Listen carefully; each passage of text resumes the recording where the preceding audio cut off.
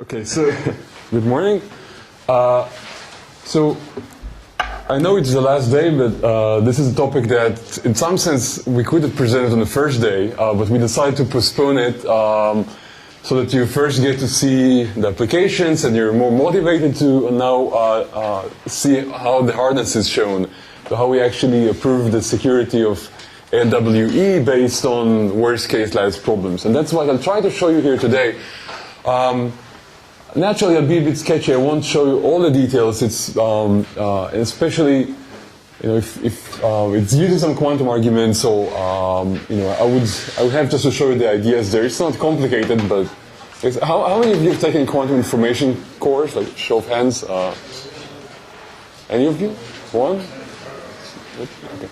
But it's okay. You don't need to know much for this hardness proof. Okay.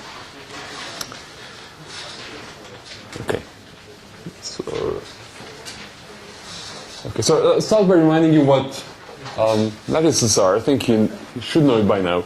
Then I'll state the main theorem, and I'll show you how one proves it. Okay. Well. So you should know most of it, except the last part. So let's first recall. A lattice is simply the set of all integer combinations of n linearly independent vectors. You knew that. And one important notion actually for this talk, it's something that we managed to hide from you throughout this winter school, but now I'm afraid I have to say it. It's this thing called the dual lattice, which is actually not so bad. I know it's, people tend, it takes a while to get used to it, but it's defined the following way. So I mentioned it already 2 days ago. I mentioned that if you have a basis of a lattice and you take the dual basis, which is this linear algebraic notion. Remember, dual basis is the basis where a bi star is defined as the vector that's orthogonal to all the bij's, j not equal y, and has inner product 1 with a bi. Okay. And I mentioned that basis defines, generates a lattice, and that lattice is called the dual lattice.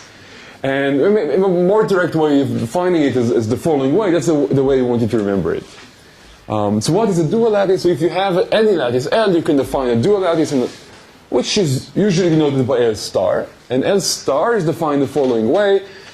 It's the set of all points x in space that have integer inner product with all lattice points. Okay. So this is what's called the dual lattice. So just to make sure you're awake or partly awake, what's the dual of, say, the z to the n, the standard integer lattice? Z to the n. Self-dual. It's a sub-dual of itself. But in general, it's not the same. So if I would scale z to the n by a factor 10, so not consider scaling of z to the n by 10, so 10 times z to the n, what would be its dual? So what points whose inner product with any point whose coordinates are multiples of 10 would be integer? It's all points whose coordinates are multiples of 1/10, 1 over 10. So the dual of 10 z to the n is z to the n over 10. So if you see this dual has this nice property that if you scale lattice, then the dual shrinks by the same amount. Another property is the dual of the dual is the original lattice, and lots of other nice properties. We won't need most of them. I just want to give you some intuition what the dual might behave like. And it's closely related to something. It's closely related to the Fourier transform. This is exactly this is exactly what we'll be using here. So this will play a major role in this talk. But okay, let's move on. I remind you, actually you don't need the details of this definition. I'll just remind you that when we're doing worst case crypto, typically what we want to have is a reduction from this hard worst case conjectured hard problem, the shortest independent vectors problem, SIVP. Just to remind you what the problem is about, we're given a basis and linearly independent vectors, and supposed to output n linearly independent lattice vectors that are not much longer than the shortest possible. So more specifically, say I want it to be within a factor n of the shortest possible set of n linearly independent vectors. Okay. In other words, at the most n times what we call lambda n. It can be n squared, it's not too important for this talk. There's some polynomial factor away from lambda n. It depends exactly how you set the parameters in LWE. And so this is just, keep this in mind. I'll mention it once we get there. So this is one problem. This is the worst case problem. And another problem that's actually more important is BDD, which I'll mention in the next slide. And before, let me just quickly remind you, the best known algorithms for these kind of problems, SIVP, SVP, for polynomial approximation factors, as we said, require exponential time. These are the best known algorithms. We don't have any better quantum algorithms, so we suspect that perhaps these problems are also hard for quantum algorithms. The best, so we know there is no better than the classical plane. And as I also mentioned, if you remember, on the first day I mentioned that it's not believed to be NP-hard. So, there's some indications, some complexity theoretic implications that these kind of problems, for these approximation factors, for polynomial factors, they're unlikely to be NP-hard. But that's fine. We still believe the problem is hard. And that's the kind of worst-case problem we'd like to use. And a problem that will play an important role here is BDD, the bounded distance decoding. And this is the following problem. I also mentioned it briefly on the first day, on Sunday. Here we're given a lattice, again, in the form of a basis. And we're given a target vector, and target vector is already pretty close to the lattice. So I'll use this parameterization. I'm not sure it's standard, but this will be used in this talk. I'll use BDD subscript little d. D denotes the distance to the lattice. So we're given a point within that distance. Think of D as being pretty small. It's going to be very small during all of this talk. So think of D as being very small. Like it's much smaller than the distance between any two lattice points. Okay, so think of D as being very small. And the goal is to find the closest lattice point. Okay, so that's clear. This is actually an important problem here. Okay. Good. So you see this is an intermediate problem that shows up in the reduction. And Vadim also mentioned this. Let's see, we'll see how this fits in. Okay, but before we get to the BDD problem, we should talk about the statement. Here is the statement. First, remind you what LWE is. Well, you knew that, but let's just see it once more. Kind of, forget about the crypto application. Just let's look again at the basic LWE problem. We have some modulus. For this talk, think of it as being polynomial, even though everything I'm going to say works also for super polynomial moduli, but think of P as being polynomial if you wish. We have a secret. Secret is simply a vector of n numbers modulo P. And what we have are simply random equations modulo P with some error. Okay, so it might look like that. So I'm writing it very explicitly. We have the inner product of S with some random vectors T, and each time we get the inner product with some error. So the first time this inner product is roughly 2, roughly 4, roughly 2. And we have as many such equations we wish. The goal is to find S. Okay, so just to make sure you remember that, and this is what we want to show is hard. Okay. So here, just write a bit more formally. We will need to learn S from samples of the form T, ST plus E. Okay, so we're given a T, a random T, and we're given ST plus E, the inner product of S and T plus some noise E. E is chosen from some noise distribution. It's this Gaussian noise distribution, and this is this is an illustration plot of that noise distribution. I'm not sure if Chris mentioned that. I should say, so maybe before we move on, I should say there are easy ways of solving LWE if you're willing to give me running time of 2 to the n log n. There are a couple of ways of doing that. One way would be to ask for lots of LWE samples, just hoping to get a sample of the form, S1 equals something. When all the t vector is essentially 1, 0, 0, 0, 0, and that gives you some estimate of S1. If you have a couple of such estimates, you have a pretty good idea of what S1 really should be, right? Because I have S1 equals 3, S1 equals 2, S1 equals 3, and after a few of these, I know where the center is, where the true answer is. And this gives 2 to the n log n because I assume p is polynomial, so it's actually p to the n. That's the number of times I have to get an equation before I see an equation with the form 1, 0, 0, 0. Okay, because there are p to the n possible equations. And the best algorithm known actually so the best algorithm known requires 2 to the n equations and 2 to the n time. It follows from this clever algorithm of Blum, Kalai, and Wasserman. It's actually, if you haven't seen it, it's actually nice to see it. They did it in a different context, but this is the same idea applies here. It's some kind of clever use of a birthday paradox, collision-like idea.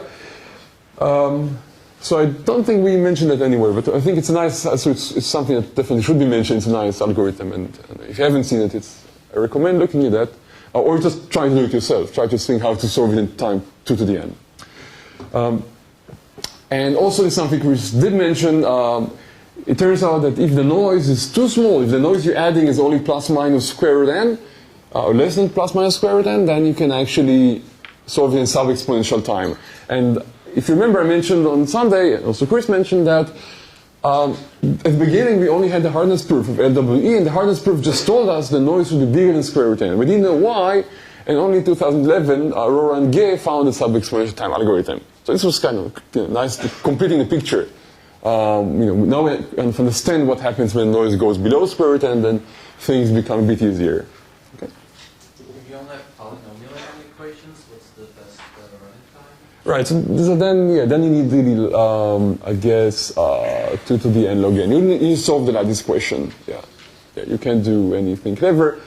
Right. So 2 to the n log n is something you could always do. I mean, what I described before requires lots of equations, but you can do it also with fewer equations, but just trying to do like maximum likelihood. Just try all possible s's, and one of them is going to fit, and that's going to take you p to the n time, essentially. Yeah.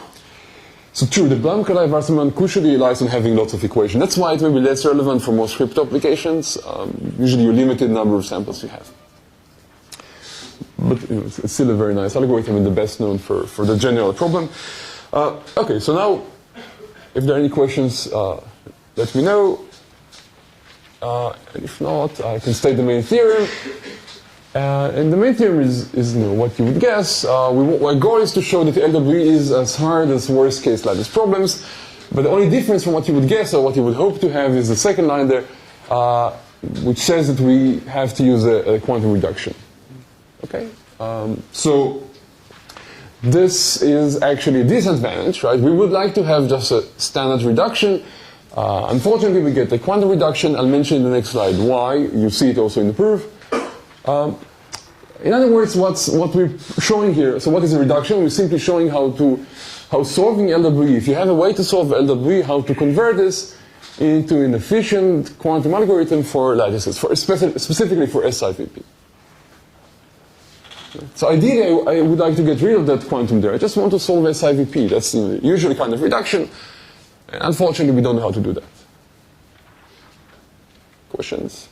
Do you have an intuition of, I never understood, having a quantum reduction, what does it say about the security, the hardness of the problem in the classical sense? Yeah. So to be honest, when I first gave talks about this, I said, you can view this theorem as actually a way to find quantum algorithms for SIVP.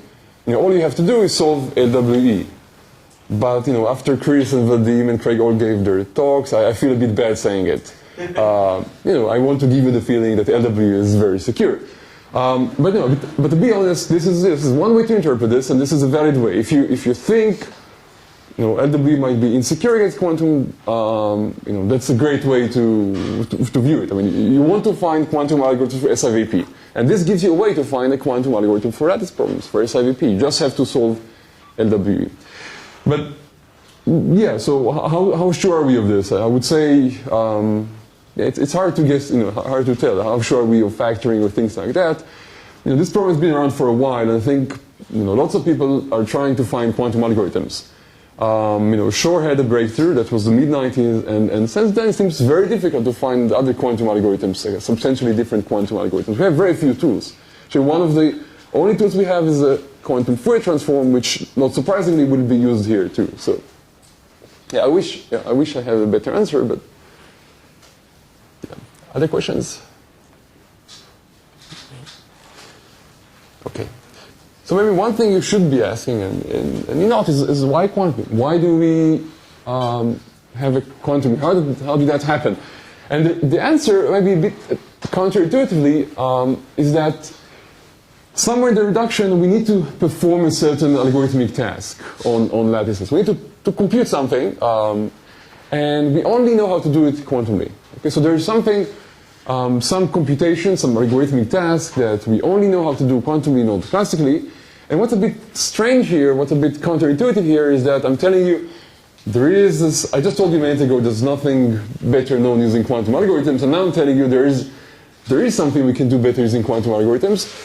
However, this is not solving lattice problems. This is connecting two lattice problems, essentially connecting, as we now know due to more recent work, essentially connecting things like BDD and SIVP, or BDD and gap SVP, so or SIS and LWE. So we'll see it during the proof.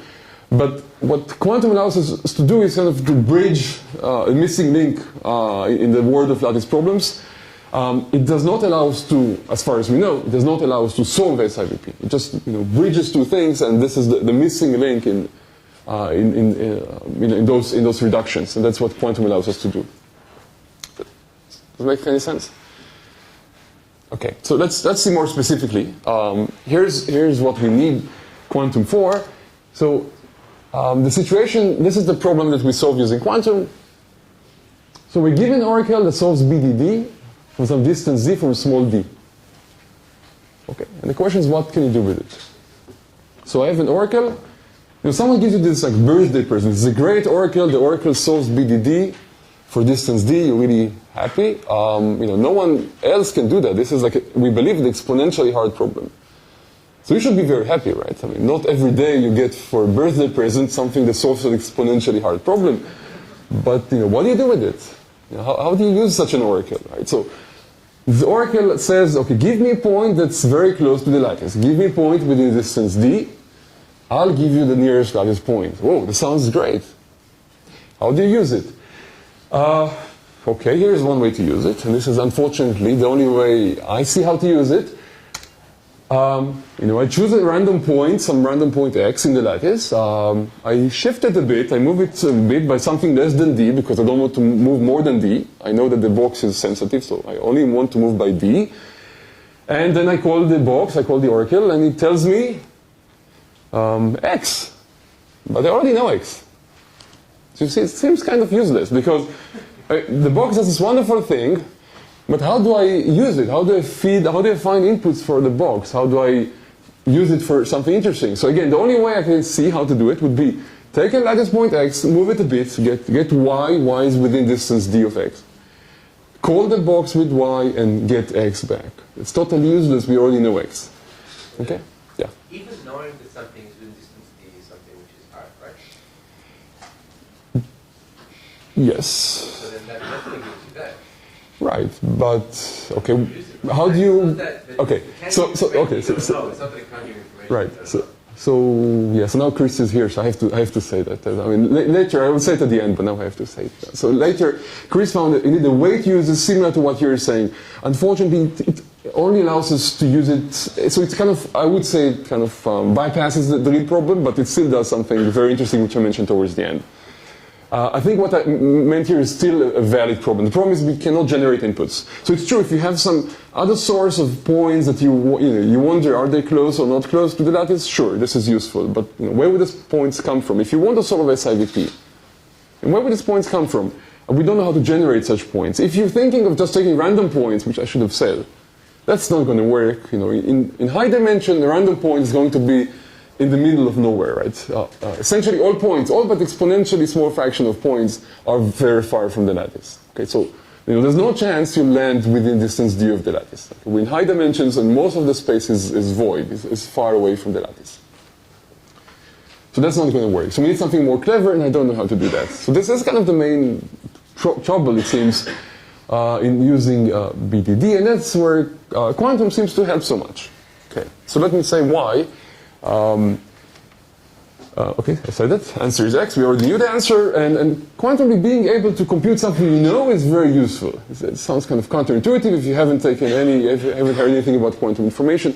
But You might have heard something about reversibility. So one of the basic principles in quantum computation is that everything needs to be done reversibly. If you compute something, you should be able to go back. Okay? You can't just take a memory cell and empty it and put zeros there. Okay? Everything has to be reversible. You should be able to go back to the state before doing the operation. Okay? It sounds like a very strong requirement, but this is something that is there, and there's nothing we can do about it. This is part of the model. But here is how this oracle, this birthday present, really helps us. Because assume I have two memory cells. I'm using ket notation. This is the notation using quantum, but just think of it as two memory cells, y and x. Okay. And I want to get rid of x. I want to erase x. So I can't just put zeros there. It's impossible. It's physically impossible. Okay. What I can do, I can, using this oracle, erase x now because now it's reversible. Okay, let me say it again. Without the oracle, I can't just go and write zeros there. But using the oracle, I can. And the way I would do it, I would take y, my first memory cell, I would call the oracle, call my birthday present, and compute x. Okay? And instead of writing the result in the new register, what I'm going to do, I'm going to XOR the result into the second register. And this is something I can do because XOR is a reversible operation, and I get y, 0. Maybe, if you didn't get that, let me say it in a different way, and I think maybe this time it should be the easiest to follow. Without the box, going from y, x to y, 0 is not reversible, because I don't know how to go back. I don't know how to take y, 0 back to y, x. Okay. But once I have the box, once I have that oracle, going from y, 0 to y, x is something I can do, because I have that box. Hence, this operation of going from y, x to y, 0 is reversible, something I can do backwards. And that's exactly what I need to be able to do it quantumly. Doesn't make any sense. It sounds mysterious if you haven't seen things like that before, but the model is very well defined. Everything here can be made precise. Okay. Somewhat believable? Then yeah.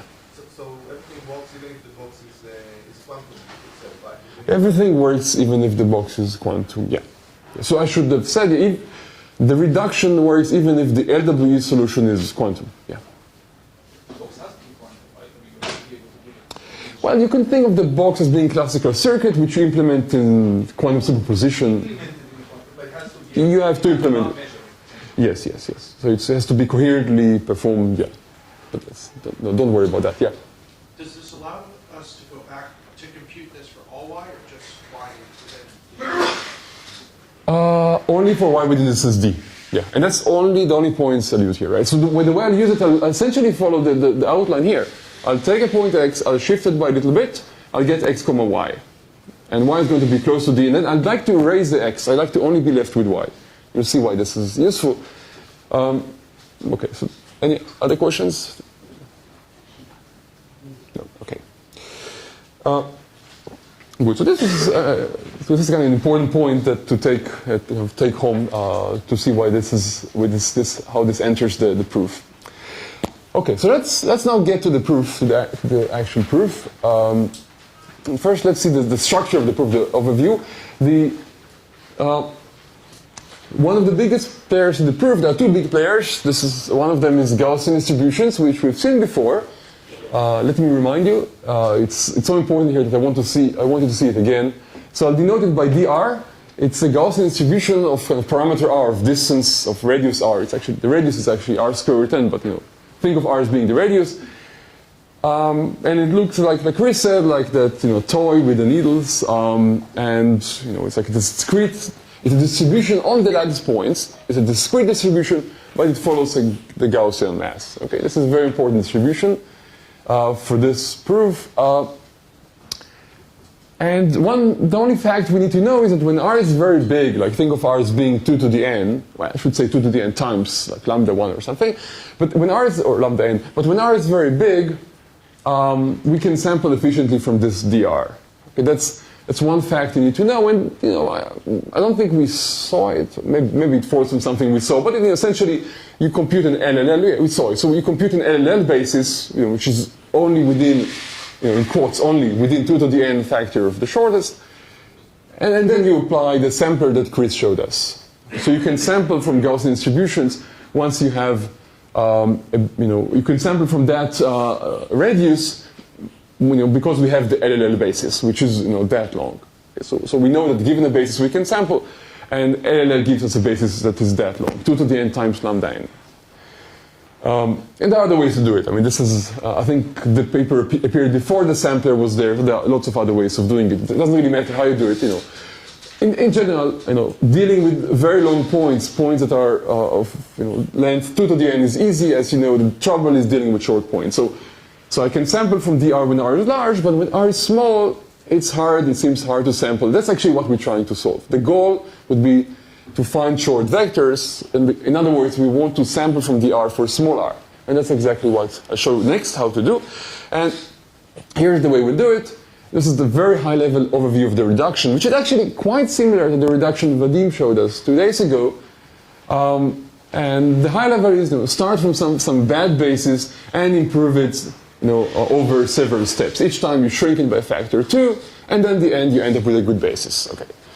So maybe Vadim, I think, just focus on the improvement step. I don't think he mentioned the high level of the structure, but this is essentially it.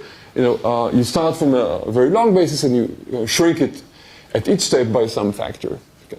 Here it's going to be done using our LWE oracle. We'll assume we have some solution of LWE. That's our goal, right? We assume we have a solution of LWE. We're trying to solve SIVP. And for simplicity, think of the modulus P as being 2 times square root n. Okay, I'm oversimplifying a bit, but this, it's going to be something bigger than square root n. So think of it as being 2 square root n for simplicity. And here is the way the reduction works. So we're trying to solve SIVP. In the worst case, lattice problems, we're given a lattice, an arbitrary lattice basis. Okay. The first step would be set R to be 2 to the n. Okay. R is 2 to the n times lambda n. Okay, so it's a very big R. And I'll take a polynomial number of samples. I'll take a bunch of samples from dr, from the distribution, this Gaussian distribution of big radius R. Okay. So I told you I can easily sample from it using the sampler Chris showed us and LLL. Okay. So I take say n to the 10 samples. I have just a bunch of points randomly chosen from the lattice. And these are very long points. And here's the most important step. What we do, we repeat this thing. We have this magical step that takes a polynomial number of samples from dr and magically outputs polynomial number of samples from dr over 2. Same polynomial number of samples from dr over 2. And shrinks everything by a factor 2. And then all we have to do is just repeat over and over again. Take dr over 2, get dr over 4, dr over 8. And each time we get shorter and shorter vectors. We shrink the distribution until at the end we have a small r. And we can just, take the vectors. The vectors are going to give us short vectors. It's going to, more specifically, it's going to solve SIVP. If you care about that. But the important thing is this idea of shrinking more and more. At the end, something happens. We have short vectors. We can solve SIVP. We can solve gap SVP, but these are technicalities. The important thing is how to improve a set of points that initially is quite bad. Yuda, question? Good. So why is sampling from a Gaussian with a small r difficult? That's giving a short vector. Why is it giving a short vector? So distribution dr is a Gaussian distribution, and as such, it's concentrated on the vectors of norm r. Not sampling a Gaussian on a given point, but sampling a random point. A lattice point, yes, right. So dr is all the drs here are distributions on lattice points. So you sample dr, you always get lattice points. I'm not giving a lattice point and sampling Gaussian around. Right. So what you do, you sample from dr. You don't give anything. You just sample from dr. I'm getting a lattice. You're getting a lattice point. Yeah. You sample from dr. You get a lattice point, and the length is essentially r. dr is sampled at 0, right? Yeah. Dr is set at 0. Yes. So yeah. Unfortunately, you know too much. I mean, this talk does not require you to know anything sophisticated. So yeah, you already know too much. That's true. So think of dr, it's centered at 0, there's no shifts here. Samples from dr are simply lattice vectors of length r, essentially length r. So we start from a bunch of lattice points that are long, and we each time shrink them by a factor of 2. So maybe just to see graphically what happens here. So this is dr, and somehow So we have a bunch of, this is the distribution, what I'm showing here is the, the distribution mass, and you have a bunch of samples from the distribution, and somehow magically you convert them into samples from a narrow distribution, dr over 2. Okay, so amazing graphics again, dr over 2. Okay. Just to make sure, you can't divide by 2. Okay, if you take your points, divide by 2, it seems like a great idea because you need to shrink the radius by factor 2. The trouble is, it's not a lattice point anymore. You can't take a lattice point and divide by 2, even though later in the proof we'll try to do something along these lines. You'll see what happens. This actually will exactly be the idea of the proof. But you can't really divide by 2. Okay, you'll see later what happens when you try. Yeah. I'm having trouble to imagine what it means to have a Gaussian distribution over a lattice point. So think of what we have here. Really, what we have is simply n to the 10, a polynomial number of lattice points.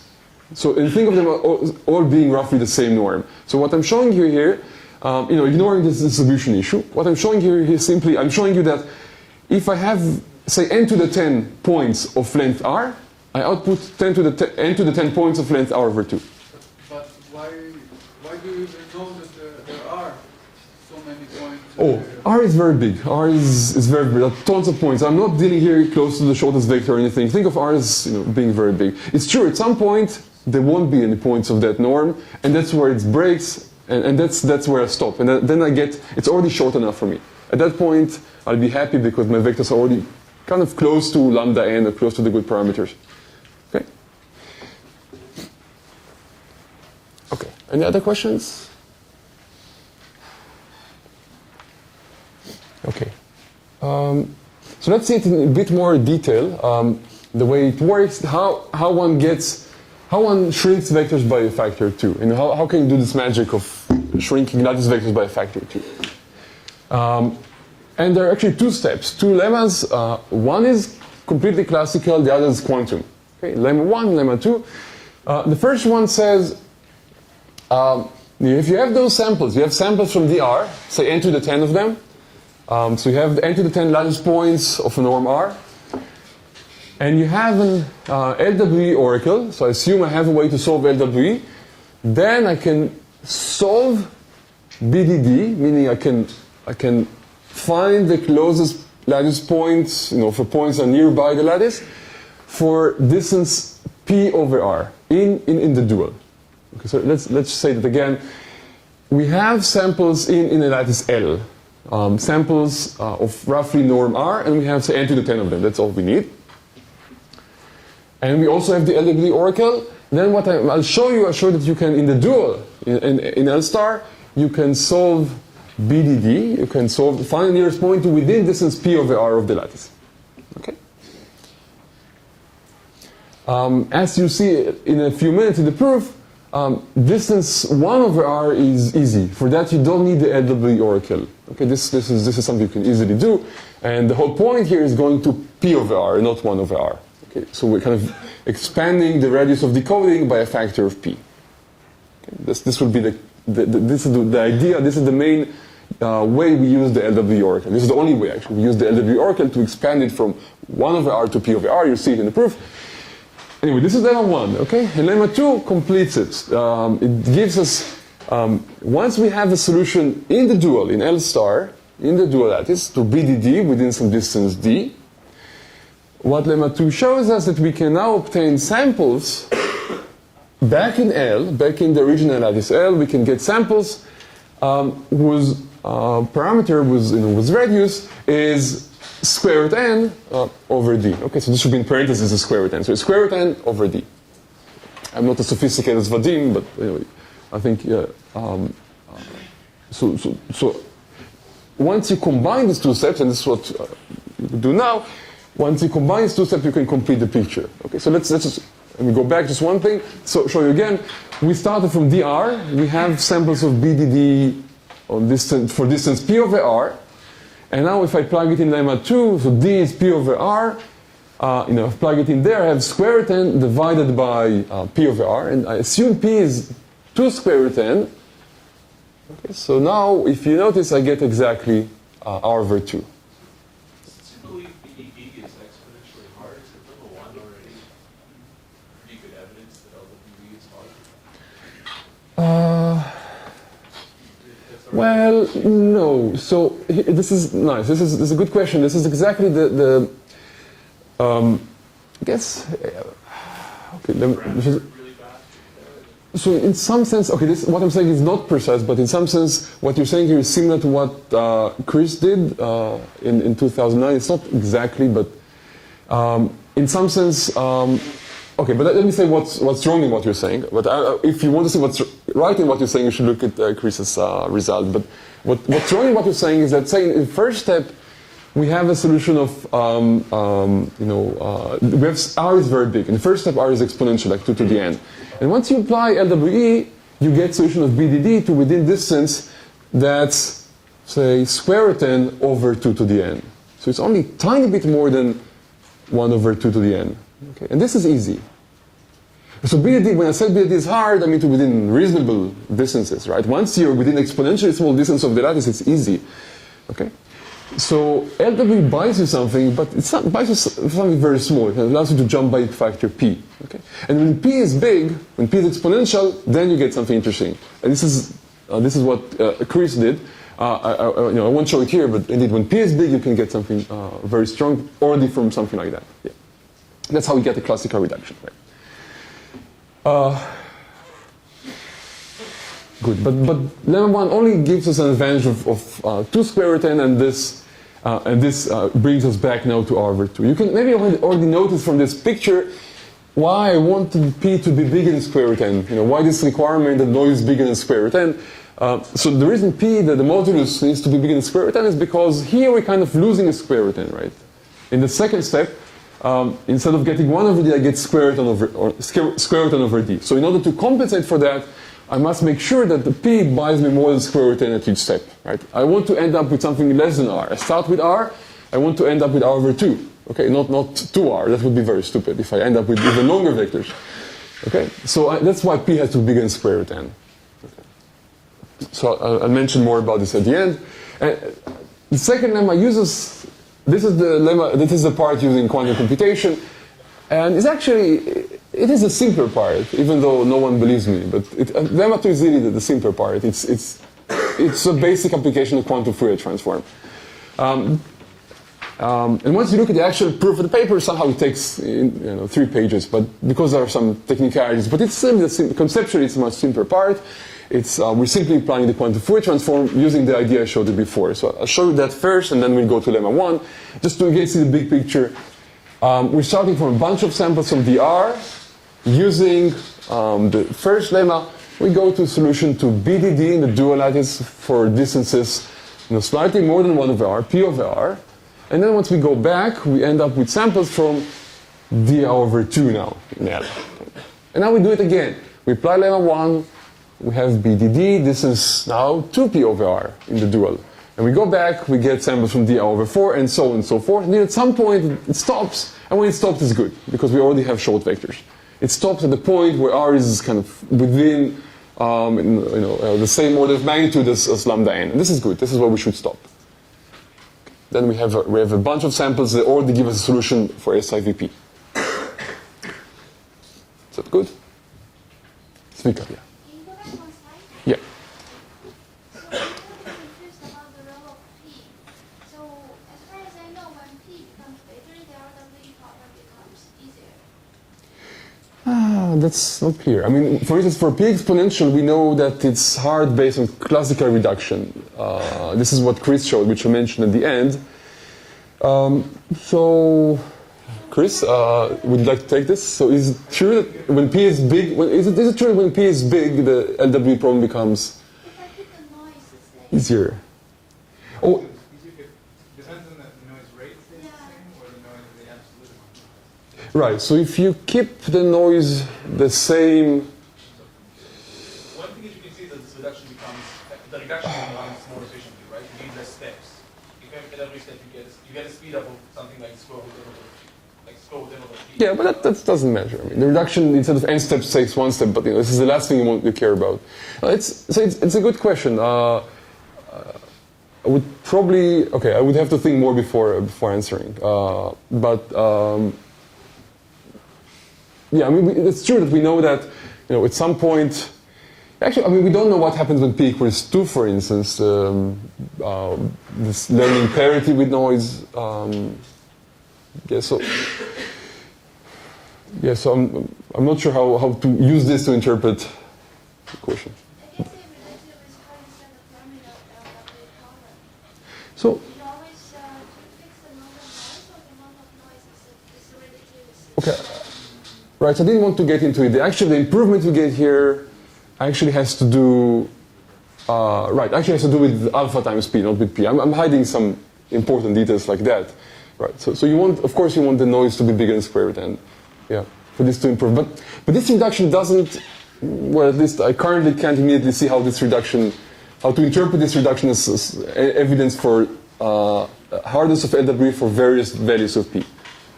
But I'm happy to discuss it later. We can maybe see something else here. Okay, any easier questions? Zviko? You had a question, or you still have a question? Okay. Is there maybe there is, but is there a way to see, like, does it make sense that you can use the LWE or can give you the P over R? Is it like something that you can somehow intuitively expect that? You will see the proof. I'll show you the proof. You have to see the proof. I don't think it's obvious. Yeah. Okay. So this is a picture I wanted to keep in mind, and this will be the key of the proof in some sense. So what we have here, kind of on the left-hand side, we have the primal world. Here we have our lattice L, and on the dual world we have, the L dual lattice. And what you see in the pictures are, on the left-hand side, a discrete Gaussian distribution on L, what we call dr, or here is dr over 2. And what you see on the right-hand side are the Fourier transforms of those distributions. And those turn out to be continuous functions that are periodic on the dual. Okay. So I won't define exactly the Fourier transform. It will show up here kind of implicitly. But this is the picture I wanted to have in mind. So one thing you can see is that when I take dr, which is a wide Gaussian distribution, you see the dual has kind of this very narrow peak. So it's like this function that has little mountains, very sharp peak mountains at each point of L star, of the dual lattice L star. And once I take a narrow distribution, and what happens to the dual is it becomes wider. It should kind of make sense to you based on what I said before. So you can keep the picture in mind. So on the left-hand side is a discrete Gaussian distribution. The dual is a continuous periodic function. Maybe it shouldn't be too surprising. If you ever see anything about Fourier transform, if you have a periodic signal, this is what they usually do. The dual, the Fourier transform is a discrete, the discrete frequencies, all integer frequencies. So if you've ever taken a course on something like that, this should seem familiar. And what's happening here is the same thing, just in n dimensions. Okay, so we have a continuous signal, a periodic continuous signal in the dual. The Fourier transform just gives us this discrete structure. Okay. Good. So we don't have to know the definition of the Fourier transform, but let me just tell you roughly what the function is. This mountain function is continuous mountain function. I'll denote it by f of 1 over r, f subscript 1 over r. And the way it's defined is simply as an e to the minus the distance to the dual lattice squared. Okay, so if you are a lattice point, if you're a point in L star, this distance is 0, so we just get the value 1, and as you go away, it drops like a Gaussian. Okay, so if your distance, say 1 over r, the value is some constant, I don't know, e to the minus 1. Okay, as you go away, it drops very quickly, and at some point it becomes essentially 0. Okay, so this is a picture you should keep in mind. The functions that f1 over r or their f2 over r. Okay, these Fourier transforms look like little mountains on each lattice point. Okay, so good. So now we're ready to prove the main theorem, and I'll start with the quantum part because I still think it's a bit easier. And recall what we want to do here. We have a solution. We have this birthday present, this oracle that solves some BDD-D, and I want to show that quantumly you can do something interesting with it. And namely, the goal in Lemma 2 is to show how to sample from D square root 1 over D. So I want to find vectors in the dual lattice that are within distance, essentially 1 over D of the origin, of norm at essentially 1 over D. Okay. So, of course, I won't make it fully precise. I won't define the quantum Fourier transform, but I think you should get a good sense of how this really works from these two slides. So, assume we can solve BDD D. Okay, we can solve BDD to within distance D in L star, in the dual L. And I want to show you how to get samples from a discrete Gaussian distribution of distance essentially 1 over D. Okay, remember, this is something that classically we have no idea how to do. We have no idea how to use such an oracle. So assume we have an oracle that solves BDD to within some reasonable distance, D. Okay? So it's not exponentially small, but think of it as being something like 1 over n of the shortest vector, something like that. Classically, we don't know what to do with it, and here's how we do it quantumly. So the first step is to create the quantum state written here or pictured over there, the quantum state corresponding to that mountain picture. So I want, maybe it's not completely precise, but you can think of it as we're trying to create the probability distribution that's like this little peaks over lattice points. And the way you would do it, if you had to create a distribution, you would simply say, take a random lattice point in L star, and then add some small Gaussian noise to it, roughly of radius d. Okay? This is how you do it as a probability distribution. The trouble is when you do it quantumly, as I told you, you can't forget information. So you compute a random lattice point, and then you perturb it a bit. So far, so good. But now you want to have a distribution only on the perturbed points. You don't want to have the source point. You don't want to have the lattice point. So you want to erase it. But how do you erase it? You cannot erase things quantumly. And this is exactly why we need the BDD oracle, because the BDD oracle allows us to do this reversibly, allows us to erase the center point, and allows us to get such a probability distribution, or quantum state. Of course, what's written here doesn't make any sense, right? I'm summing over R to the n. But there are ways to deal with it. Just discretize and take a fundamental parallel piping, standard ways of dealing with it. But the main idea is that you're trying to create that quantum state. This is the idea you should have in mind. Okay? So as a probability distribution, of course, it's easy to create. We know how to sample a random lattice point. We, of course, know how to add some noise. We just add some short vector. Quantumly, the missing part is the erasing of the lattice point. That's what BDD allows us to do. Good, and we end up with that state in the picture over there. And then what we do as a second step, we apply the quantum Fourier transform, which is essentially the only tool we have as a quantum computation for quantum computation. And then what this does is takes the quantum state and computes the Fourier transform. And as you remember from the picture, the Fourier transform of that mountain thing is this discrete Gaussian distribution. And that's exactly what we wanted to have. We wanted to have discrete Gaussian distribution. So the Fourier transform of this is exactly d square root over d. Okay? And all we have to do now, we have that quantum state, we just look at it. We do what's called a measurement. The quantum measurement, it gives us a sample from that distribution. Okay? So we kind of collapse it to one state, to one basis state. Okay, so we end up with a vector. We end up with a lattice vector. If you want to get more than one, you just repeat the whole procedure again. There's no trouble doing that. Okay, so what I showed is now, once you have a solution of BDD to within distant D, you can produce actually as many samples as you wish from capital D square root over D by just using a quantum procedure. Just you do the quantum Fourier transform, you end up with the discrete Gaussian distribution, you sample it, and you're happy. The only thing we were doing, excuse me, in a quantum manner was erasing something, which was only something that was hard to do because we were using a quantum algorithm. Right. But we're also doing quantum Fourier transform, which is in some sense magical, because it's a computation we don't know how to do. This is how you factor numbers. This is a computation we don't know how to do classically, because it kind of, if you write down the quantum Fourier transform, it involves exponential number of terms. So we don't know how to do it classically. I would say this is the main tool here. I was emphasizing the erasure because that's how we use the BDD, but the thing that actually the workhorse is the quantum Fourier transform. Can you give some intuition about why it's important that we erase something in order to use the Fourier transform? Intuition. I can say something. You have to tell me if it gives you any intuition. So if you don't erase it, then you don't. The state you have is still entangled with the point, the original point, and then.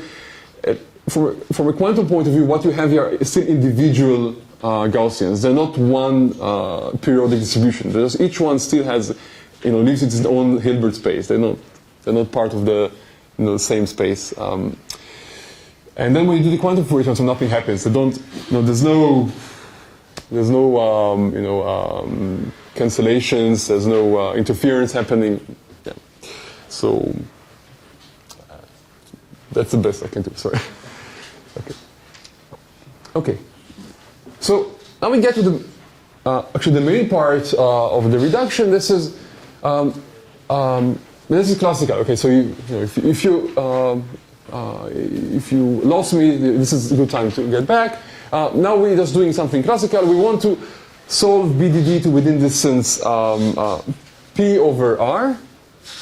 And now we have at our disposal we have already nice set of samples we have from the R. We have, like n to the 100, as many samples as you wish, some big polynomial number of samples from the R.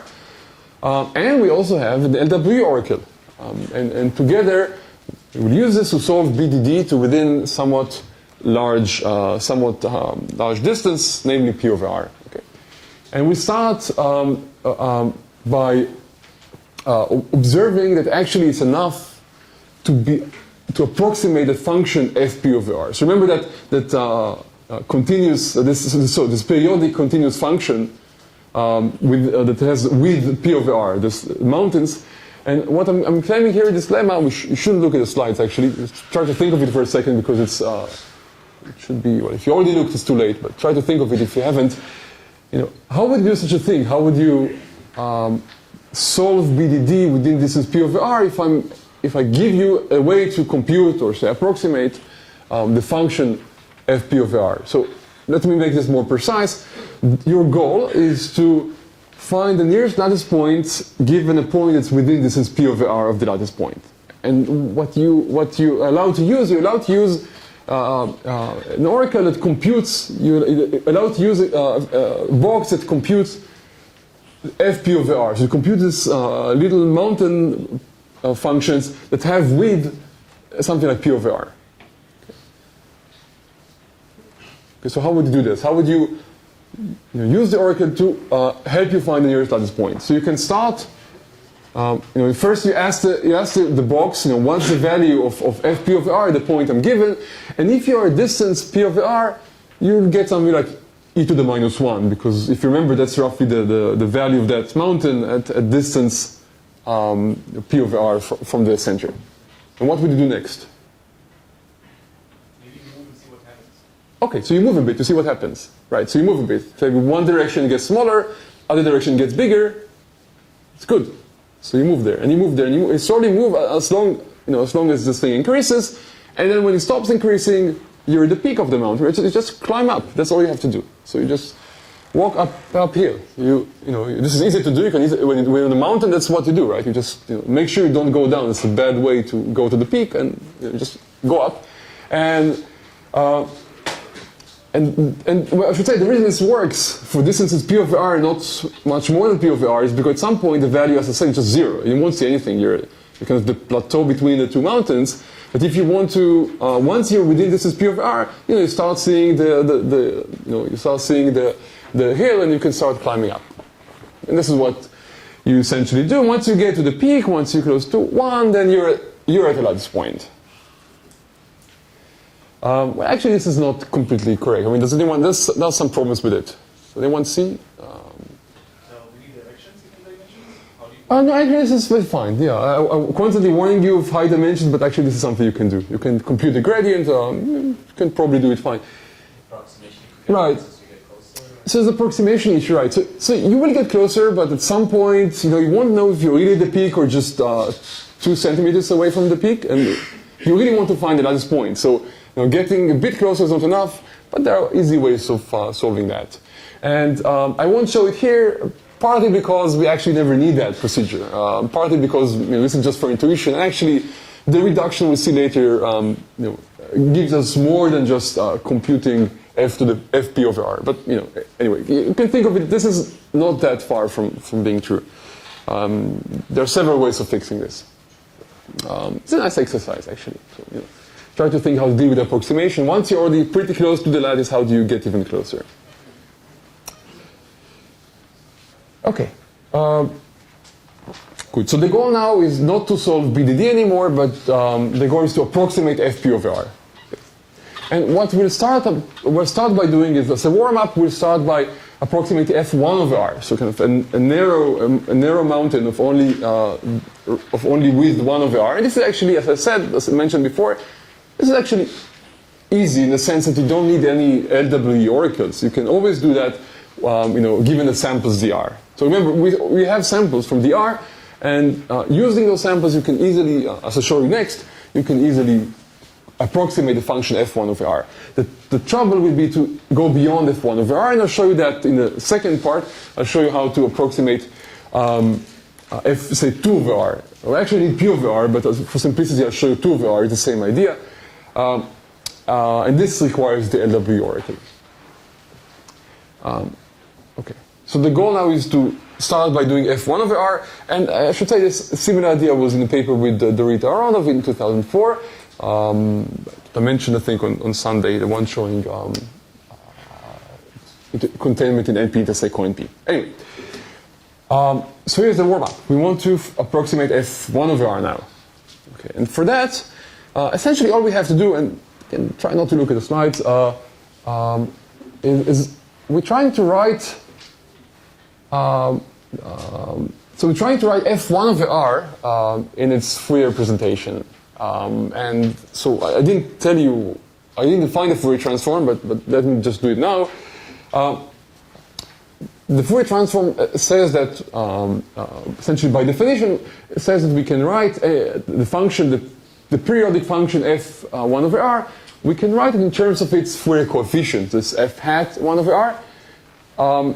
So, this is essentially by definition, for a nice enough function, that's what you get.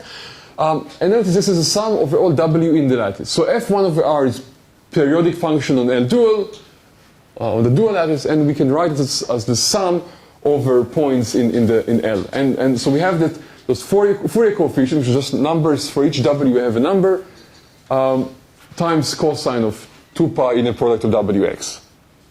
Okay. And what's the Fourier transform of f1 over r? Well, I told you before. I didn't show you how to compute it, but it's not difficult. The Fourier transform of f1 over r is dr. Okay?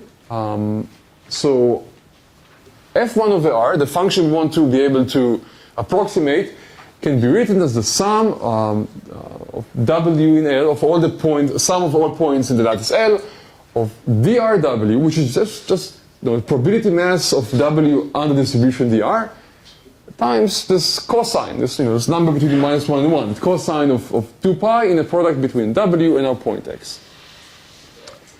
And this nicer way of writing this, and this is what gives us this is what allows us to approximate f1 over r. Ideas, without looking at the handouts. When you have a sum like that, sum over all w's with some probability, then it's an expectation, right? It's just an expectation. Now it's a much nicer form. Okay. So now what we did here, we simply noticed that essentially by definition of the Fourier transform, we can write f1 over r as an expectation of w chosen from some distribution, namely the discrete Gaussian distribution, expectation of some cosine. Cosine is just number between plus and minus 1. Okay? And now it should be obvious how to approximate f1 over r if you have samples from dr. Okay? So I give you samples from dr, as many as you wish, so n to the 10, n to the 100, and ask you approximate f1 over r. it's simply an expectation over W from that distribution of some cosine. So all you do, you just compute all the cosines, take the average. It gives you a pretty good approximation of the expectation, right? We know we can approximate the expectation by taking lots of samples and averaging them. It's quite good. Things like Chernoff bounds, and it's quite concentrated. So we know this is going to give us a good approximation of the average. Okay, so using samples from DR, we can compute a good approximation to F1 over R. And so this is the main idea in that paper. And this is a simple idea, but I'd like to look a bit closer at that to make sure because we have to be feel very comfortable with this before we move on. Okay. So again, we have that equality. Just take it as a given. F1 over R can be written as the expectation of W chosen from that distribution, the discrete Gaussian of some cosine, 2 pi inner product Wx. Okay. Now, so here is the picture. So this is what we managed to do now. We managed to approximate a function F1 over R, but these peaks are too thin. We want to be able to make them fatter. We want to compute Fp over R, okay, or 2 over R is what we'll do first. So before we move on, again, I want just to feel more comfortable with this. So let's stare at this a bit longer. So F1 over R, the point X, again, this expectation of W chosen from the discrete Gaussian of that cosine 2 pi Wx. Okay. So one thing, just to do some sanity checks to make sure this makes some sense. Let's take X to be a point in the dual lattice, kind of a peak, one of the peaks of those mountains. Let's take X to be a point there. The left-hand side is 1, so it better be the case. Also, the right-hand side is 1. Let's see why this is really the case. So what we have on the right-hand side, we have an expectation over W chosen from dr. Dr is distribution over lattice points. So W is always a point in L, in the lattice L. And we have expectation of cosine 2 pi W inner product X. And if you remember from my first slide, the inner product of, by definition, inner product of a point in L and a point in L star is integer. Okay? So we have cosine of an integer multiple of 2 pi, and that's 1. Okay. So seems okay. So everything seems to work fine. And let's do something slightly more interesting. This leads us to the key idea in the LWE proof. Is the first part fine? Actually, I want to make sure everyone understands this. So you see why both sides are 1? Okay. Okay, so second part is slightly more involved.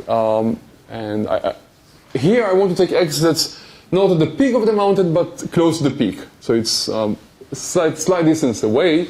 Let's try to see what happens. So we know the left-hand side is no longer 1. Say it's some constant, it's half or 0.9, depending how far away we went.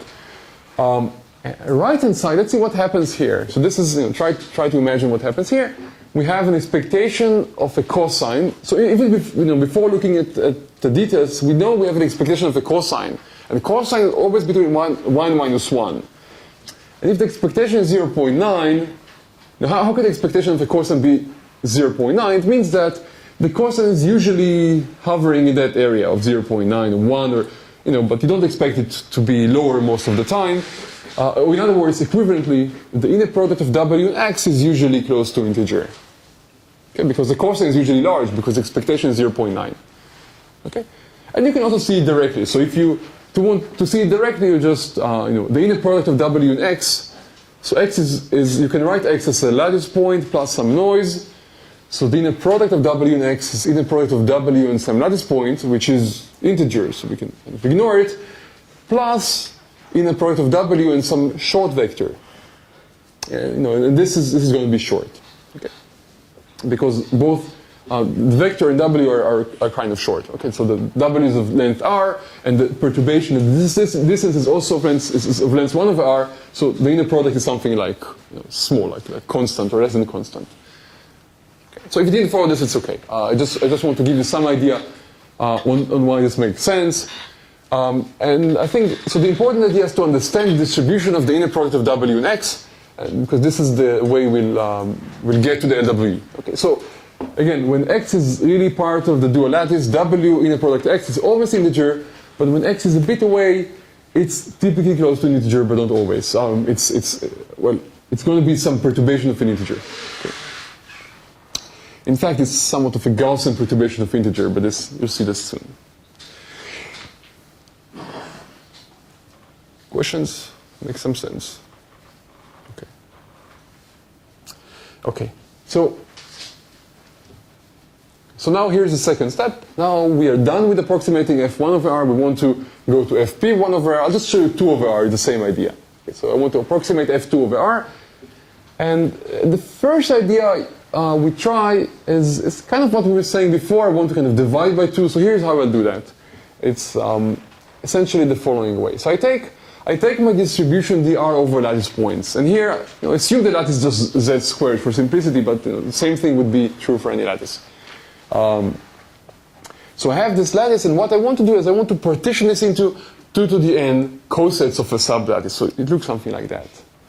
Okay, all I did here is simply took the coefficients mod 2. So you naturally get a partition into 2 to the n cosets of a sublattice, okay, of index 2 to the n. Okay, so I just take the coefficients mod 2. That's all I did. And what I wanted to notice is that what essentially happened here, once I did that, so I take my lattice and partition it into 2 to the n lattices. Each one of them, say the centered one, 0, 0, is now the original expanded by a factor of 2. So what I want to now imagine is the distribution dr restricted to each one of those cosets. So imagine dr, and denoted by drt. This is the restriction of dr to, say, one of those cosets. So t takes values in z2 to the n. There are 2 to the n possible cosets, and this should start looking familiar, this t and the z2 to the n. And I have these 2 to the n cosets, and now I restrict my distribution, my Gaussian distribution, to one of those cosets. So yeah, I should say computing t is easy, so I can easily, given a sample, given a point, a lattice point, I can easily compute t. I just take the coefficient mod 2. Okay, this is not a difficult thing. To figure out which coset you're in, I can easily label them by elements of z2 to the n. The thing I want you to notice is that the distribution dr that we started with, once I restricted, assume I restricted to the centered coset there. What essentially happened here is that I expanded the lattice by a factor of 2. Right? The lattice expanded by a factor of 2, but the distribution is still the same. Okay? I didn't multiply everything by 2. The distribution is still of the radius, same radius r. Hence, it's equivalent to, if I shrink now everything by 2, it's equivalent to having a distribution dr over 2 for the original lattice. This maybe should give you some intuition on what's going on here. It's not too important for the next, so if you miss what I just said, it's okay. But I just give you some intuition why this seems like a sensible thing to do. Because I make the lattice sparser by a factor of 2 in each direction, and I keep the same distribution. So this is essentially equivalent to shrinking the distribution by a factor of 2 and keeping the same lattice. So this is kind of what we wanted to do, but it won't be that easy. So you see now what's going to happen next. The last point here is one last thing I want to mention, and this should be easy to see, intuitively easy to see, and it's not difficult to prove using all the smoothing parameter machinery, is that the probability of falling in each of these cosets is the same, essentially the same. So essentially we get a uniform distribution of the cosets here. Each of the color classes gets the same mass. Because R is big, and each of them gets the same mass. Let me say that again, slightly different language to make sure we kind of follow what's going on here. So what we said now is the following. This is just an equivalent way of saying the same thing. We have samples from dr. Okay, these are simply lattice points of distance roughly r from the lattice L. And what I want to do, I want us to think of them, it's just a kind of thought experiment. I want to think of them as pairs. Okay, of the same lattice points, I want to think of them as pairs. T, comma, W. T is the coset you're in. T are your coefficients modulo 2. Okay, it's an element of Z2 to the n. Okay, so this is T. W is now a sample from the restriction of dr to that coset. Okay. So I actually didn't do anything. What I'm saying here is completely equivalent. I'm just saying you can think of this distribution as being sampled in 2 steps, being made of T, comma, W. And this is completely equivalent. Computationally, you can easily do that. Given a point, you can just compute the coefficient mod 2, and you get this. You get T, comma, W. W is simply your point, the sample point. Does that make some sense? Okay, so again, what we have here is that we have the sample lattice points, the samples we get. I just want to kind of split them into types. The T is the type, and I split it based on the coefficient mod 2. That's all I'm doing here. Okay, so now I have my points W, and I just compute T, and I consider joint distribution T, comma, W instead of just W alone. And joint distribution, you can think of it as T being sampled uniformly, because I told you that T is uniform, the coset is uniform, and W is chosen from that conditional distribution. Okay, I'm just doing like base rule stuff. I'm just writing the same distribution in an equivalent way. That makes some sense. So this partitioning depends on the exact basis you start with? No. Oh, well, the partition does not. The labeling of the partition does, but the way you label the elements, which one is 0, 1, which one is 1, 0. But I don't care about that actually. The partition is not the partition itself. The unordered partition is basis independent. It's simply all cosets of 2L. 2L will be the expanded lattice, and I'll just take all 2 to the n cosets of it. This is the mathematical way of defining that partition. Is that okay? Okay. For the labeling, I want to use the basis to have some canonical labeling, but it doesn't really matter much. Okay. So.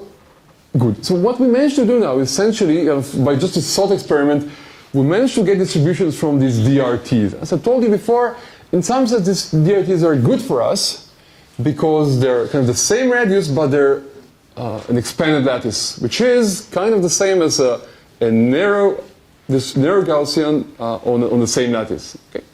Which is good. That's what we want to do. We want to shrink the R, which would translate to expanding the radius of decoding in the dual.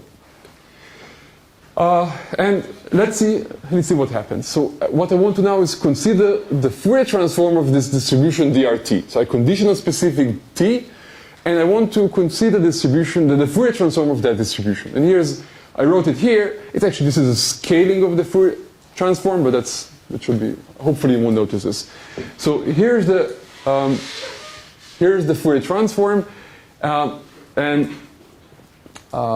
so it's given as the expectation, W chosen from DRT, again of a cosine. So again, as before, expectation of a cosine. You see the missing factor 2 for normal. This makes it easier to visualize. But it's essentially the same thing. Okay, so we have an expectation of a cosine, and let me show you what the function looks like. So I would call it F2 of R, the superscript T, and the reason I call it that is because it looks a lot like F2 over R. In fact, when T is 0, when the coset we have happens to be the 0 coset, right, there are 2 to the n cosets. When our sample happens to be the 0 coset, we are very happy. We have essentially F2 over R. Okay, so we essentially, if the coset happens to be 0, we're very happy because we essentially have samples from d over 2, right, because we have samples from an expansion of L by factor 2 with the same radius, which is essentially the same as d over 2. Okay, if you just shrink everything by factor 2. And this gives you a way to approximate F2 over R. And this is our goal. This was our goal. So if we happen to be lucky and get samples when t equals 0, and this allows us to solve F2 over R, to approximate F2 over R, then we're happy. Okay. So what's the trouble? Why is this not the end of the story? Yeah, the probability of actually getting t equals 0 is 2 to the minus n. There are 2 to the n cosets. It's only going to happen once every 2 to the n samples. Okay, we want to have something faster. So this would require exponential time. But maybe the situation is not that bad, because let's see what happens when we get a different t, not all zeros. And here's what we get. So when t is not 0, for instance, here t is 1, 1, you need to calculate and see what happens. You can also see there from the expectation. What happens is that we still have this mountain-like, but some of the mountains just become valleys. Okay, so it kind of get multiplied by -1. Funny things happen. You can see it here, this formula. What will happen is that the cosine is not always, this inner product of the cosine is not always even. Sometimes it's odd, so you would get cosine of pi instead of 2 pi. This is how you see it there. But actually, come to think of it, this is not such a bad thing, right? If I can approximate this function, it's also not so bad, right? So if the value is minus 0.8, I know it should be 0.8, right? I just take the absolute value. I mean, this function is the same as the previous one in absolute value. So all I have to do is approximate this one, take the absolute value. Problem solved, right? And no matter which coset, which coset t I have, it seems like I can solve the problem. And something should be suspicious because we haven't used the LWE oracle yet. So have we solved the SIVP? So what's the next trouble? Yeah. It looks suspicious. Yeah. And some of you have already noticed that the trouble is this. So the functions are, as I said, essentially the same as f2 of r. So we should be happy. Some Gaussians are flipped, and this would be enough. But the trouble is that to be able to approximate f2 of r, we need samples for the same distribution t, for the same coset t. The trouble is that each time we get a sample, it lands in its own coset, one of the 2 to the n cosets. We can't force it to be in a certain coset. Remember, each sample lands in one of the 2 to the n cosets. Again, it should start sounding more and more like LWE. I hope you see vaguely some connection. So each time we get a random t, and this is kind of annoying. If we could get the same t each time, we'd be very happy. If we get the same t, we could approximate the function, we would be done, but each time we get a different t, and it makes it difficult to approximate the function. We need the expectation of dRt. And it's not surprising we're stuck because we haven't used LWE. We have to use LWE at some point, at least it seems so. Okay, so this is the problem. Each sample, t, w, remember t, w is what we get from our samples from dr, right? We have samples from dr, samples w, and we just compute the coset t. So this is what we get, but each time we get a different t. If we could somehow fix the same t all the time, we would be happy, but it seems impossible. So the solution is to use LWE, because LWE exactly has the same problem. Each time you get kind of different equation, different t. If you could always get the same t, you would be happy, right? You could easily cancel out the noise. Let's see how we get to LWE. For that, we need to again look more closely at the Fourier transform formula and see what happens. So fix x close to L star. So fix some point that's within distance, say 2 of r of L star. Our goal is to compute f2 of r on that point x. Okay. The sign of its Gaussian, meaning the sign that it gets in the function f2 of r t, right? So we saw some of the Gaussians are flipped, have negative sign. This turns out to be either plus or minus 1, that sign based on the inner product of s and t mod 2, where s, I won't tell you what s is, but okay, I will tell you what s is. S is simply the coefficients mod 2 of the nearest lattice point. So again, we have x, it's close to some lattice point. I don't know what the lattice point is, but there's some lattice point there. And if you take the coefficients of that lattice point, mod 2, you get a vector s in z2 to the n. And this is a secret s. We don't know s, okay? So again, LWE should slowly appear. So I don't know s. S are the coefficient mod 2 of the nearest lattice point. What I'm telling you here is that the sign of your Gaussian, which is what annoys you, depends on the inner product of s and t mod 2. Okay? So sometimes it's plus, sometimes it's negative, and this kind of prevents you from computing the average, because if you just ignore it on the average, it will be we just cancel out the positive and negative, and average over all the t's would be 0. So we somehow want to take this into account, the inner product of S and T mod 2. And the next thing to notice, which I mentioned before, is that the distribution of X and W mod 2, this inner product, what shows up inside the cosine, it is centered around the inner product of S and T mod 2. Okay? And why is that? Exactly because what we said before. Because the cosine, the value of that cosine is close to 1, so it's 0.9, we know that most of the time the cosine should be around 0.9, meaning that the argument of the cosine, the inner product of X and W, it should be close to an integer. In this case, close to either an even number or an odd number, based on the sign of the Gaussian, whether the Gaussian is positive or negative. So I guess this part is the hardest to follow, but the most difficult to follow. But now, if you believe what I said now, you should kind of see that what we end up with are samples, LWE samples. We end up with noisy equations modulo 2. And the equations are the following. S is the seeker. These are the coefficients mod 2 of the nearest lattice point.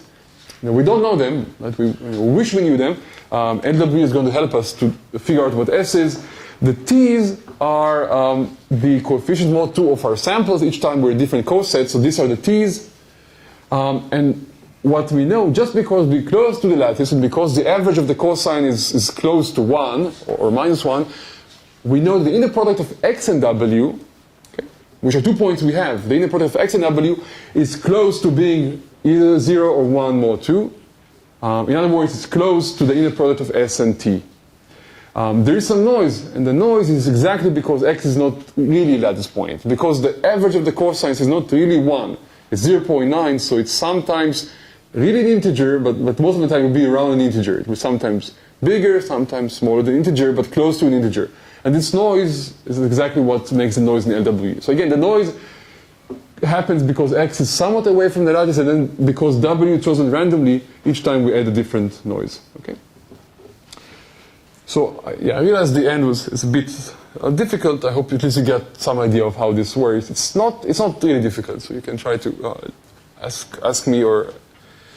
Let me just to wrap up. You should have a picture of how this all ends. We have the LWE oracle. We use these equations. We can output as many equations as needed by the oracle. We obtain an S. The oracle tells us what S is. And from here on, it's easy. There are several ways you can finish the proof. The way I write it here is say, once you know S, okay, you can easily cancel this annoying sign. You can make all the Gaussians positive. You know each time if you end up with a positive or negative Gaussian. So you can just cancel the sign, and then you take the average, and you get what you want. You get F2 over R. Maybe a simpler way would be to say that once I have S gives me the coefficients mod 2 of the nearest lattice point, and once you have that, you're done. You just have to think why. But once you have the coefficients mod 2 of the nearest lattice point, it's very good information. Then you're done. You actually don't need all this story about walking uphill. You can directly compute the nearest lattice point. But think how this might work. But there are several ways of completing it once the LWE oracle did its task. Questions?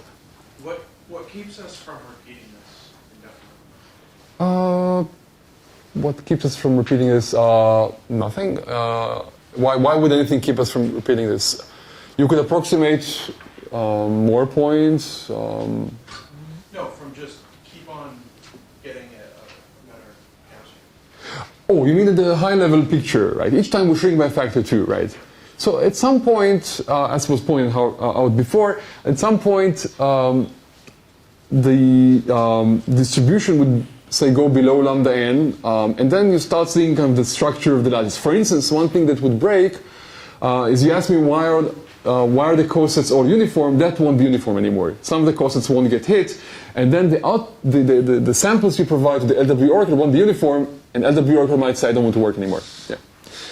So this is one thing that would break, but presumably go a bit below. Yeah, I think now this is pretty tight. So I think we kind of around the lambda n should stop. So at some point the prime P and the LWE got lost in that relative piece of where it disappeared. In the previous slide, it's sort of, you have to somehow scale it up so that some So there's no, at some point I said let's do it with 2, not with P. Oh. Okay, so everything here was kind of like a toy case when P equals 2. Actually, you have to do it with P. So all these 2's are going to be P's. The reason I do it 2 is because once you work mode 2, you only have either 1 or -1. Once you work with P, you have complex amplitude, which is the same thing, it's just hard to plot. Okay, so the plus and -1 is because working mode 2, but it's actually, this is not sufficient for the reduction, because as I mentioned before, you know, for this process to actually make progress, you need P at least square root n. Otherwise, at each step you lose, okay? Because there's a loss of square root n once you go back in the quantum reduction. Okay. So this was, I mean, the same, what I did here is the proof. I simplified the picture by working with P equals 2, but it's still the same proof. Other questions? Svika? The LWE noise, why is it Gaussian? What's its amplitude? So actually I'm hiding something here. It's not going to be, the way I describe it here is going to be essentially Gaussian, but has some discrete structure. If you actually think of it, X is fixed and W is chosen from a discrete Gaussian. So it's going to have some kind of discrete structure. You know, ignore the rounding thing. Actually, you don't need to round. You don't need to round if you want to work with continuous noise. So if you want, okay, let me answer your question. W is a discrete Gaussian. Taking in a product of a Gaussian with the vector gives you a Gaussian. Okay, this is the first approximation. The second approximation is actually W is discrete Gaussian. So if you're more careful, you notice that actually the right-hand side, X in the product W, it's not really continuous Gaussian. It has some annoying discrete structure, but you can easily hide it by adding a tiny bit more of noise. Okay, that's what you do. And I didn't do it here, but that's what you have to do. And the amplitude of the noise? The amplitude of the noise, Because it shows you which reduction you are getting in. right, so the amplitude depends on how far away X is from, so the longer X is, the more noise you have. So the amplitude is simply a function of the distance of X from the lattice. You know, the farther away you go, the more noise you have, and that's exactly where, so it would stop at some point. That's the radius to which you can no longer compute the function. Right. So there's another thing that will give you from going indefinite. I mean, the point is that you get Might be. to the LWE origin stop setting, or No, no, I don't think this would. Okay. Okay. It's a subtle issue, so let me not give an answer for that. But yeah, the procedure stops at some point, and you know, for most purposes, you don't care. I mean, it stops at some good point somewhere. Once it stops, you're happy. This is not the main issue. You know, if you get approximation factor of n cubed, I'll be already happy. But it stops quite low. Okay. So I don't have so much time. Let me just summarize with open questions. Tell you also a bit about more recent work. I mean, this has been done already like 6 years, more than 6 years ago. So here are some open problems. One thing is, which kind of question I like, what happens when P equals 2? This is the problem known as learning parity with noise. This reduction doesn't seem to give anything for P equals 2, so you know, sometimes I think maybe it's an indication that LPN is easy, but of course I have no idea how to solve it. You know, alternatively, you know, maybe you can improve the reduction to say something about LPN.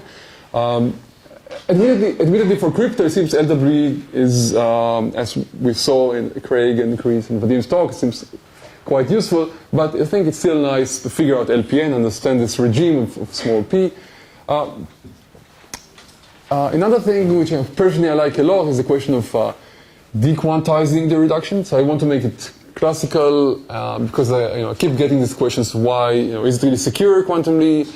I would be very happy if we could make it classical. And one obstacle seems to be this issue with the BDD oracle not being useful. And you should see Chris's recent paper on this, where he has a way of bypassing it. I'll mention this in the next slide.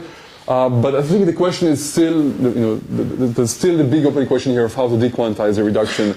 I don't know how to do this, but at least, okay. Sorry? you can improve, yeah, it will make you feel like it's more secure, yeah. We never really know anything. And yeah, so the last thing, it's kind of more generally, this quantum stuff, it was, I think, new here, and it would be nice to find other instances where you can use this kind of argument. It's kind of strange that you have to use quantum argument in security proof, something that has nothing to do with quantum, like LWE. Maybe keep this in mind, what you saw here about Fourier transform, about uncomputing. Maybe you'll find some other applications in crypto. And I should say, some more recent work, there's been lots of work on applications, which we've seen. Let me just mention some work on the LWE problem itself. So Chris showed in 2009 the classical reduction. So we know that LWE is also secure, also hard classically, but unfortunately this requires the modulus to be big, and I believe it's only based on gap SVP. So in many ways, this is something we would still like to improve. We want the models to be small to get efficient construction, and also for efficient construction, like what Vadim told us about, you really want something based on SIVP, not gap SVP, because gap SVP is easy when you work with ID lattices. So I think there's still lots of work on this question of dequantizing the reduction. I should also mention work from roughly all the same time, Stelle, Steinfeld, Tanaka, and Sagawa from 2009, and what they showed is that, which is really nice, they show that there is actually, if you take the quantum part, the first lemma I showed, lemma 2, actually you don't need all the other stuff. You just can directly reduce SIS to LWE. So they essentially observed what I was doing there is reducing, finding short vectors to BDD, and this is essentially SIS to LWE. LWE is some kind of BDD problem. So the idea is wonderful. It's really, so it could have saved me the last hour. It doesn't quite give the same kind of reduction. So it's weak in several respects, most notably because it limits the number of samples you can get in LWE. So you get a reduction that depends quite strongly on the number of LWE samples. Whereas the main theorem says, any number of samples, I'm happy. But there, the approximation factor, things depend on the number of samples quite badly. Still, it's an interesting proof, and it's nice to see this different way of understanding LWE. Currently, it doesn't give you as strong a result. In the same paper, they also used this idea to have a ring version of LWE, which Vadim already told you about a related work of ours on the ring LWE, which Vadim told you about yesterday. Okay, that's all. Thanks.